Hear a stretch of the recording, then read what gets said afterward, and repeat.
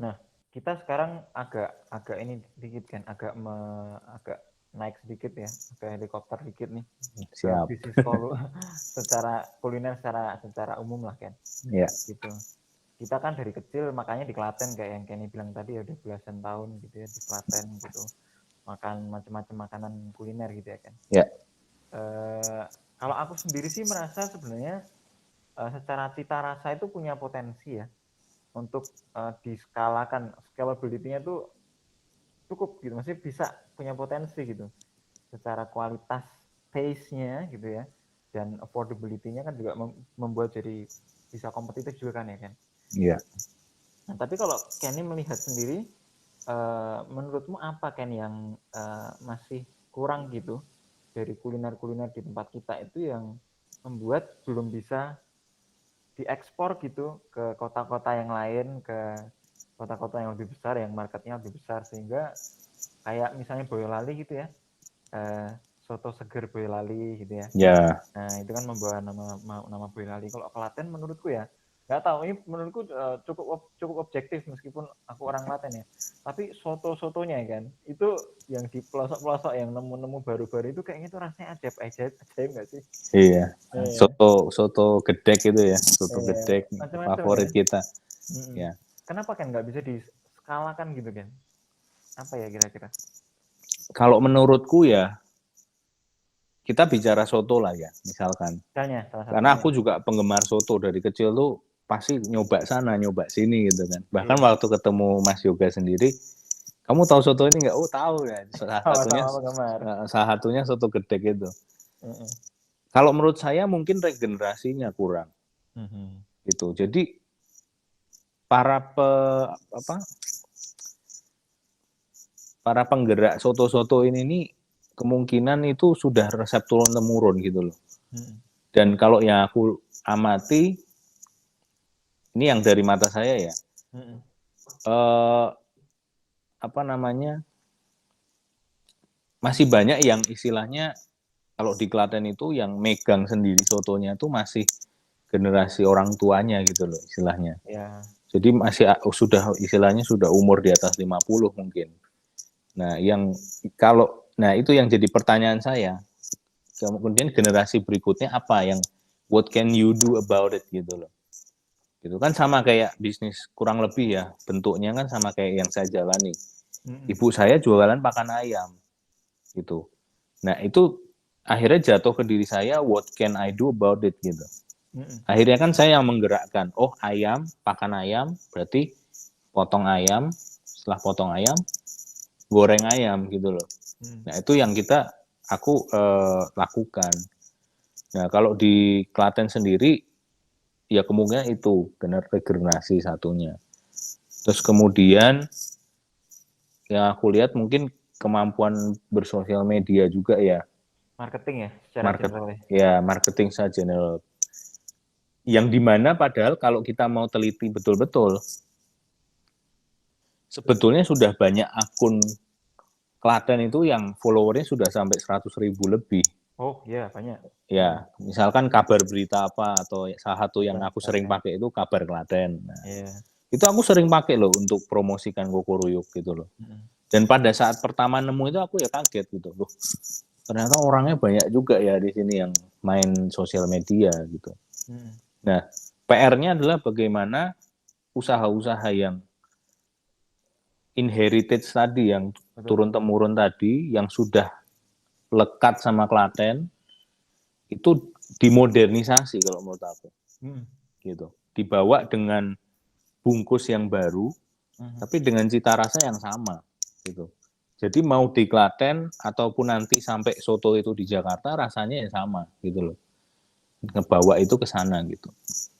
Kalau aku menurutku itu sih, dua itu sih Jadi dari. secara produknya itu kan sudah puluhan tahun ya kan.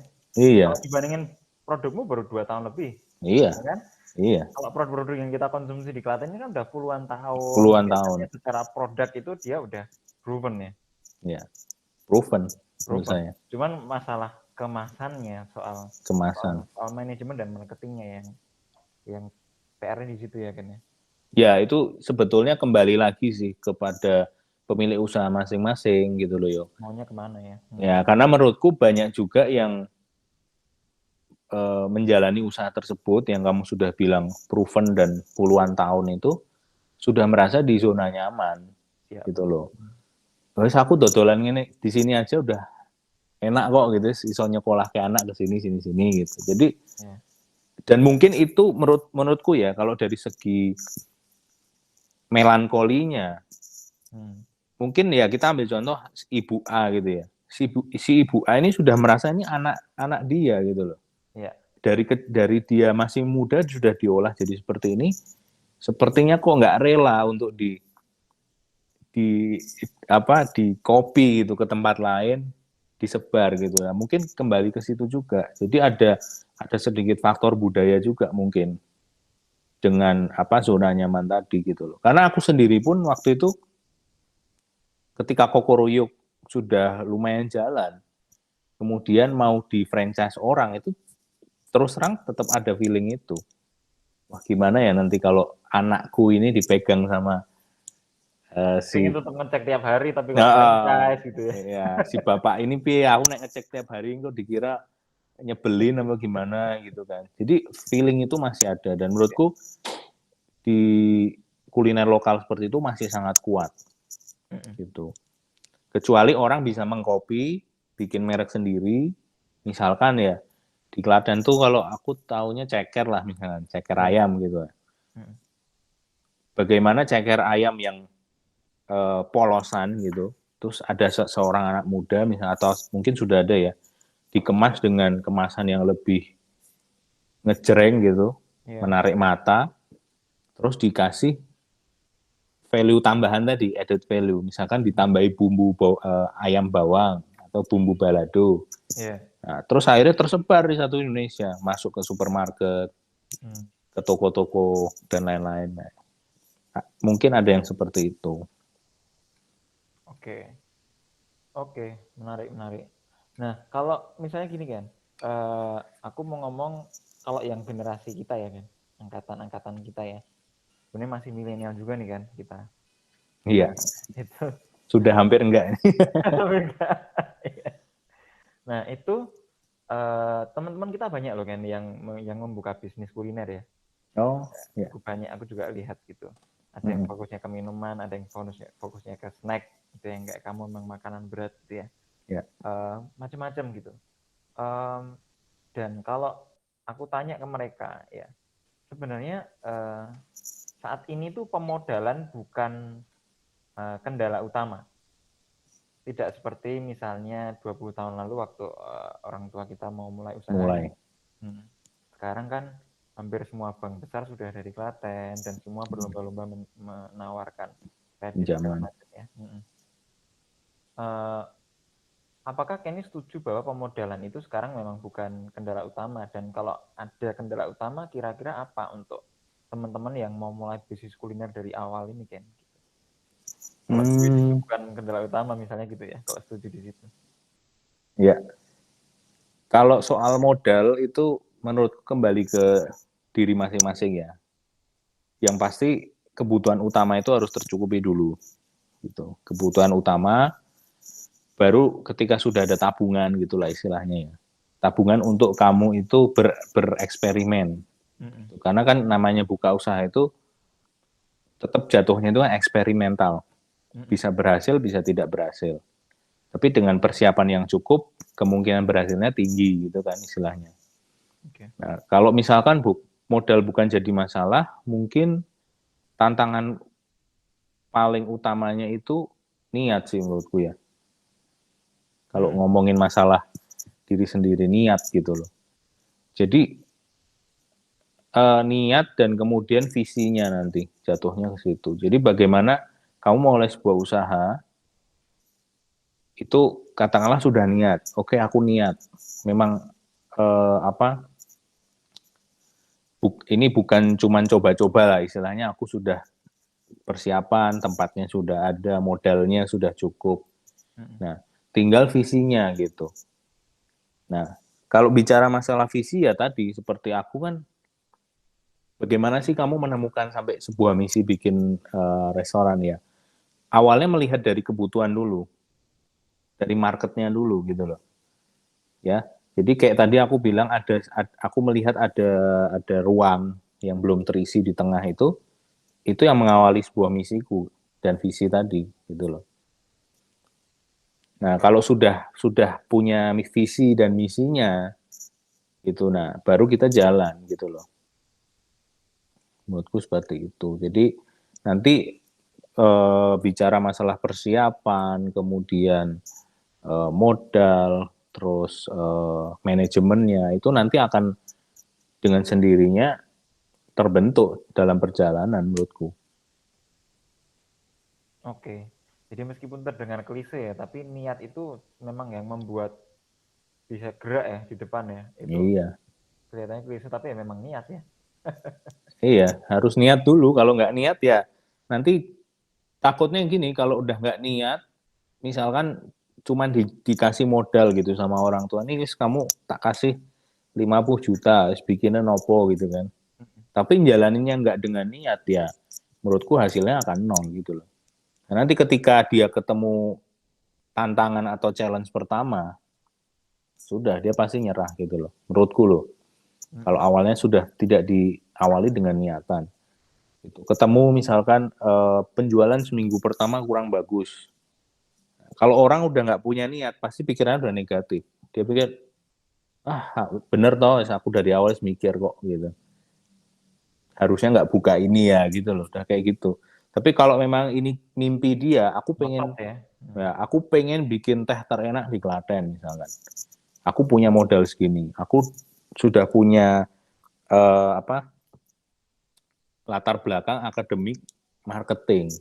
Berarti kan dia sudah kebuka matanya soal sosial media tadi, soal packaging, soal promosi. Nah, itu tinggal dia bungkus si teh tadi gitu loh. Bagaimana teh itu bisa jadi teh paling viral di Klaten misalkan. Jadi ketika dia menemu masalah seminggu pertama jualannya kurang, pasti dia, karena itu mimpi dia, pasti dia mikir, apa yang aku bisa perbuat gitu.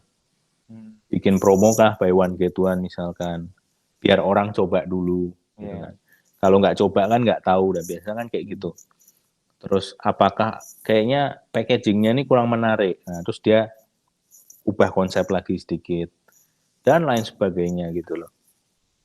Jadi Awalnya sih malah justru meskipun ya ini bukannya menurunkan peran background teknologi pangannya Kenny ya, tapi sekarang background pendidikan ya untuk memulai bisnis kuliner ya, terutama di Klaten ini bukan penentu utama nggak sih kan? Apalagi sekarang betul, semua orang bisa belajar dari manapun gitu ya. betul. Jadi itu yang salah satu yang aku sadari juga, dalam arti anak-anak generasi di bawah kita ya, menurutku sudah harus sangat bersyukur, karena ketika sekarang mereka katakanlah menjalani SMA, terus nanti kuliah itu nggak usah lah bilang masuk teknologi pangan. Itu bukan jadi kunci utama kok. Hanya kebetulan saja aku mengambil jurusan itu dan jurusan itu membantu hidupku gitu loh. Tapi ketika anak itu ngambil jurusan bisnis atau misalkan bahkan yang sangat berbeda jauh dengan kuliah, misalkan dokter gitu. Dokter aja sekarang juga bisa punya restoran misalnya. Itu justru harus berterima kasih sama yang namanya teknologi menurutku. Karena sekarang channel belajar itu banyak sekali yuk. Gitu. Ada Mbah Google ya kan. Ada lagi Mbah YouTube. Gitu. Kamu mau bikin ayam goreng itu sekarang bisa lihat video ya. Kalau zaman kita dulu mungkin harus beli buku di Gramedia gitu. Cara memasak fried chicken gitu kan. Oh, tepungnya segini. Sekarang gampang sekali aksesnya gitu loh. Kayak sekarang kita ini ngobrol dengan ada yang namanya fasilitas dari Google seperti ini kan juga dulu nggak ada gitu loh. Nah, itu yang menurutku harus dimanfaatkan sama anak muda sih. Gitu. Yang dulunya kita harus mencari sendiri, bertanya ke orang maupun membaca. Sekarang itu kita bisa sangat dengan mudah mengakses gitu. Mengakses dari HP sendiri atau dari komputer gitu. Kita mencari, misalkan di Jakarta itu sekarang lagi tren apa sih gitu kan. Iya. Nah, Nggak kalau harus di nggak Jakarta. Ya, kan nggak harus ke Jakarta, harus beli tiket ke sana 8 jam gitu, lihat gitu kan nggak cukup waktu. Cukup dengan kita ketik keluar. Oh sekarang trennya lagi burger misalkan. Nah, itu kita bisa jadikan modal untuk bikin ide gitu. Gitu. Contohnya seperti itu. Dan menurutku selain dari teknologi, kota-kota besar itu juga menurutku sudah mulai memasang matanya di Klaten. Ya. Gitu. Istilahnya Klaten ini menjadi next project buat mereka gitu loh. Karena aku melihat banyaknya restoran-restoran modern yang buka di sini. Tuh, seperti tadi yang fried chicken itu sudah cukup lama. Yang baru-baru aja ini pizza itu sudah Aku mulai. belum lihat. Itu juga cukup mengagetkan dia buka di sini gitu loh. Yang sempat membuat aku berpikir, wah apa pasarnya ini ada ya berarti ya gitu loh. Sampai merek sebesar itu mau buka di sini gitu. Nah, dengan banyaknya seperti itu akan ikut juga merek-merek bukan kecil ya, tapi yang istilahnya bentuknya lebih kompak lah, yang akan datang ke Klaten menawarkan franchise tadi, gitu loh, dengan nominal yang mungkin oleh para pelaku usaha yang masih baru itu affordable gitu. Oke. Jadi contohnya yang aku sering banyak lihat misalkan minuman boba atau jus-jusan atau teh apa itu kan sekarang mulai banyak di jalan-jalan di Klaten. Itu kan bentuknya stand. Ya. Dan itu bentuknya mereka itu menawarkan franchise gitu. Lebih Kamu menarik bayar lagi ya. ya kamu jadi semuanya aksesnya jauh lebih mudah ya. Apa? Kamu bayar aku 15 juta dapat stand, dapat cupnya berapa pieces, dapat bahan susunya segala macam, wes tinggal di training misalkan seminggu 2 minggu jalan gitu. Jadi banyak sekali model yang sekarang kita diekspos gitu loh di Klaten. Iya. Apalagi nanti kalau sekarang kan orang cenderung cuma lewat ya kan. Klaten tuh kayak tempat yang buat lewat dari Perlewatan. Solo ke Jogja gitu. Ntar kalau udah mulai sudah mulai ada banyak exit tol ya dari Jogja, tol Jogja Ya, Solo, konektivitas makin baik, tentu kan nggak mungkin yang di tengah-tengah ini nggak cuma siap-siap, dilewat. mesti siap-siap juga ya, Ya, mempersiapkan diri untuk konektivitas yang biasanya akan ngelit ke ya. pasar juga akan lebih banyak customer gitu ya. Nah itu ada ide nggak Ken? Aku pikiran aja gini, menurutmu applicable nggak? Kalau di Jakarta kan kita tahu kalau mau makan ke daerah mana gitu ya. Di tempat-tempat kita lah masing-masing dulu di Newcastle juga pasti ngalamin lah kalau tempat asik makan itu di daerah sini gitu ya. Ya. Kalau Klaten itu kan bayanganku masih cukup scattered gitu ya kan. Terpencar ya. Gitu. Apakah menurut Kenny salah satunya yang supaya makan itu kan bukan hanya soal mengenyangkan tapi experience ya. Jadi sekalian jalan gitu ya, jalan-jalan lihat sana meskipun akhirnya cuma berhenti di satu tempat dan makan di situ, tapi pengalamannya gitu terutama nanti menyambut konektivitas menurut Kenny semacam sentra-sentra gitu ya. Kalau di Surabaya dulu ada Kia Kembang Jepun, terus di Solo juga ada daerah sendiri untuk makanan gitu. Menurut Kenny perlu nggak sih di develop gitu di Klaten? Bisa jadi satu solusi sebetulnya. Ketika nanti seperti yang Yoga bilang, konektivitas itu terutama tol itu ya sudah mulai nyambungkan tiap kota. Tidak menutup kemungkinan Klaten itu bukan lagi menjadi tempat lewat saja, tapi juga jadi tempat singgah menurutku. Karena aku melihat arah dan bau-baunya sudah mulai ke sana. Gitu. Terlihat dari misalkan tadi merek-merek besar. Ya kita sebut aja lah Pizza Hut gitu ya.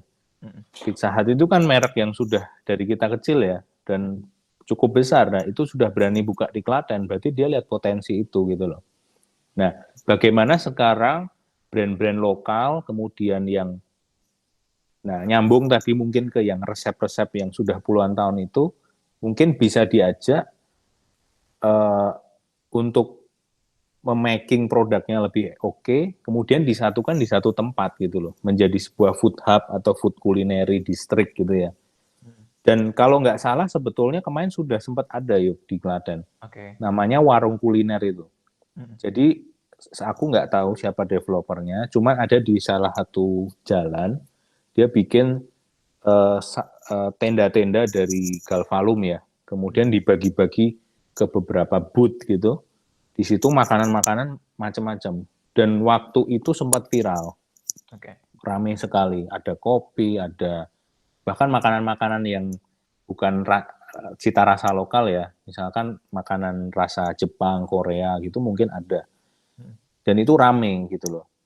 Cuman sayang akhirnya terakhir itu kalau nggak salah nggak boleh keramaian atau gimana. Oke. Gitu. Tapi di situ kita bisa melihat waktu awal buka kan rame. Berarti ide tersebut cukup bisa diterima gitu loh. Ada gitu. Oke. Pertanyaan terakhir Ken. Ya kita Siap. udah cukup lama nih ngobrolnya, udah kira-kira 1 jam. Ya. Nggak apa-apa. Terakhir, mungkin rencana jangka menengah kayak ini pengen mengembangkan bisnisnya ke arah mana nih? Mungkin kalau yang tidak terlalu strategis dan rahasia ya, cita-citanya mau ke arah mana nih Ken gitu? Kalau untuk sekarang sih lebih ke pengembangan aja sih sebetulnya. Pengembangan yang istilahnya strategis dan vital di tiap usaha. Ya misalkan ambil contoh untuk RPA atau rumah potong ayam, itu pasti kalau bicara soal produksi, ya pengembangannya itu kita bisa lebih meningkatkan produksi per hari. Gitu. Yang misalnya 2.000 ekor ayam gitu, kita bisa tingkatkan, ada target lah gitu. 4.000 dan sebagainya. Karena demand itu masih sangat banyak. Nasional itu konsumsi ayam itu kurang lebih baru 30-40% lah. Gitu. Nah, itu bisa ditingkatkan. Gitu. Kalau untuk restoran sendiri lebih ke kalau aku pribadi pengembangan menu ya. Gitu. Jadi fondasinya sudah dapat, visi misinya sudah, packingannya sudah, tinggal ke depan ini inovasi makanannya gitu. Karena aku paham kalau yang namanya ayam dan nasi itu lama kelamaan pasti orang juga bosan gitu. Jadi harus ada ratusan tahun menu itu ya. Ya, meskipun ada yang loyal customer banget, tapi ke depan itu pasti harus ada. Ambil contoh misalnya McDonald, dia kan tiap sebulan pasti mengeluarkan saus baru. Kemarin ada burger rendang gitu ya. Terus ada saus teriyaki misalnya. Kalau untuk jangka menengahnya ya pengembangan sih, pengembangan menu, pengembangan kapasitas produksi. Seperti itu. Terima kasih banyak waktunya kan, kita udah ngobrol Terima kasih. banyak ini tadi. Nggak terasa ya. Iya, udah banyak banget. Sekarang Kenny meskipun udah berkeliling kemana-mana jauh lebih telaten nih daripada aku, karena aku sudah lama nggak pulang ya. Cepatlah pulang Mas Yoga. Iya. Oke, terima kasih waktunya Ken. Ya, sama-sama. Kita ngobrol lagi ya. Semoga sudah Siap. bisa ketemu sehingga bisa ketemuan lagi. Amin. Sehat-sehat satu keluarga di Sehat-sehat sana. juga. Salam buat keluarga. Ya. Siap. Makasih. Ya, terima kasih. Juga. Yuk.